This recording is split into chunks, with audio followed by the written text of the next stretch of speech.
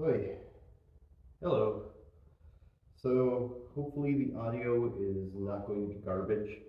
I have been fighting with the phone on some funky things it was doing. I still feel like garbage, but I'm going to try and keep this brief and to the point. So just we'll get off the well, it probably would be best to explain some financial stuff immediately and then just lean into some rambling at the end because try not to waste your time. I respect the viewer enough to do that instead of saying the shilling of like and subscribe, buy all the merch. Yeah, I'm not a fan of that.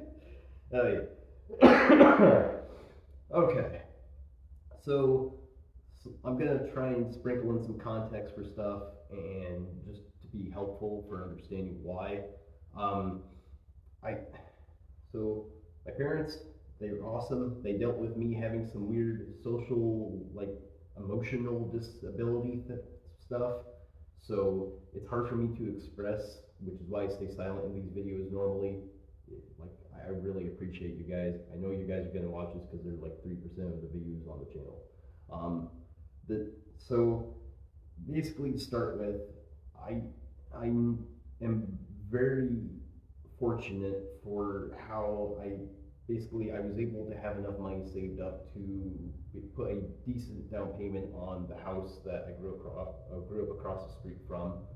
Um, and to relay that as like context, if you can try to keep at least a minimum of 20,000 or 20,000 20% of whatever, if you're saving up for a house like a friend of mine is, try to maintain a 20% down payment. It avoids like buyer API and some other basically extra fees because the banks and all that are like, oh no, we don't know if you're going to be able to actually afford this. Let's charge you more.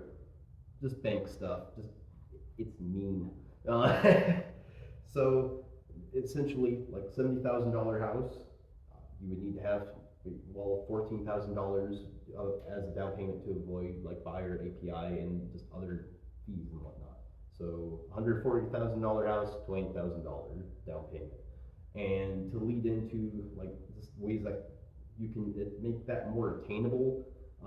The old Parts Festiva videos I did on the channel, like the both two of those I did, I bought those cars for less than $200 each, and between each of those, one of them I did 3,100 and the other 3,600 in profit after expenses of just shipping stuff and gas and just time.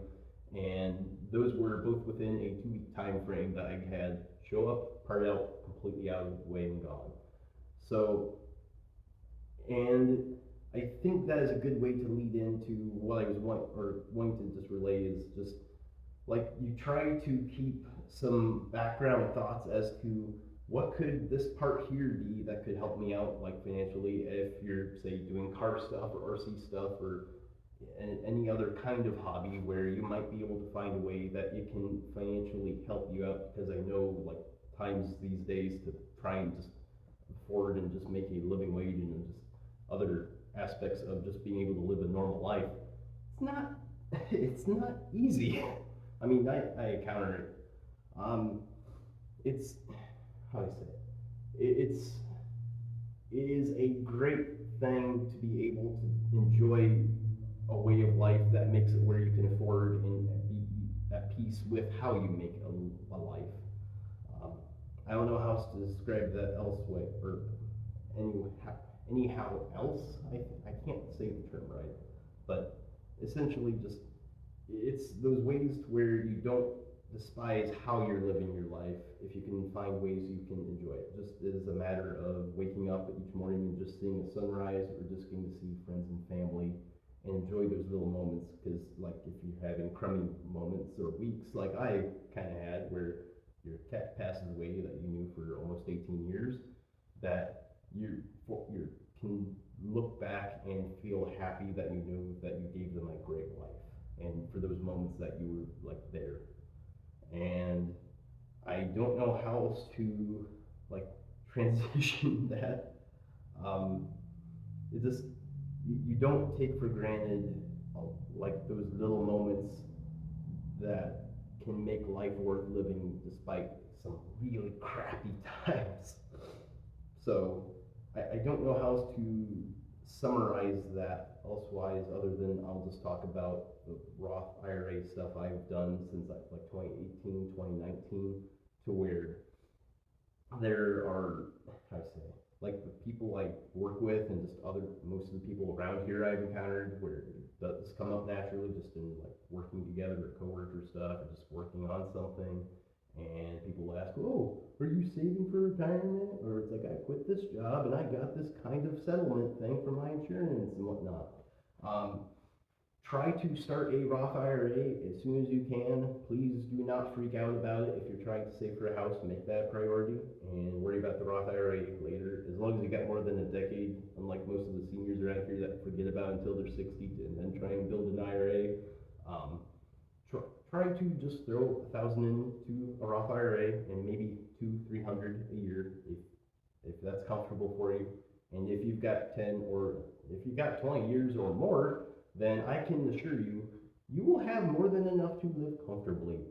So I know it might come off weird that I'm telling you about this, but I figured I am too sick to really work on anything else right now, so I figured I would try and at least give you some good advice and sit down and just say hello. Hold on. I am not sick, well, I'm not deathly sick, but I am dealing with basically a cold because of work stuff, which I don't know how else to describe it. Basically, I had people at work that kept shoving cold, like fiberglass stuff that was like soaking wet from one of the storms, where I would throw a picture in where basically it was gonna hail or have a tornado, and these parts got really soaked that were sitting at work. So instead of just putting them out in front of the building in direct sunlight, but it was a really cold, well, Tuesday, they were like, oh hey, let's open all the doors in this 28 degrees and just keep like doing nothing with these fiberglass parts, no matter how many times someone is trying to close the door because they're getting a cold. Thanks. Yeah, sorry. I'm a little bit angsty about that because of other context stuff, since I'm not used to being in front of the camera, but I figure I might as well like run with it and ramble, since you guys are probably a little curious of just the shenanigans I've been up to and whatnot. So yeah, basically got told I was too important to move from sandblasting, but I couldn't get a raise. But this was not related to the other co-owner who was like, nah, that ain't cool. I am going to make sure you get transferred then if you want out of sandblasting. So thank you, dude, and not cool other guy. So yeah, just context. So with that said, I can transition into the next little part where I how do I say it? Like, for anyone who is watching this, I want you guys to be like comfortable with where you're at in life, because so many people I've met have struggled with where they try and judge their lives upon another's, and they're like, I'm not president. My life sucks. You've got a roof over your head, or you've got friends and family that care about you, and realistically, that's all people should care about. It's like, I could lose everything here, and as long as I have friends and family, then the world would be fine. And that's the kind of stuff that I see too many people just become shallow, or a lot of people are just arrogant around here. I just don't know how else to parlay that, or I hope I'm using that term correctly, that realistically people worry about the wrong stuff, and they just look past those little moments in life that make life worth living for. And with that said, I don't know of any other little tangent to really go on that is worthwhile, because quite literally just like enjoy life for what it is. Just look up at the stars at night and just be happy that you were able to see that kind of like magnificence. And with that said, I'm gonna get off here because I don't think I can top that as an ending bit for the video. So thank you guys for watching. I will see you next time. I will not sue you.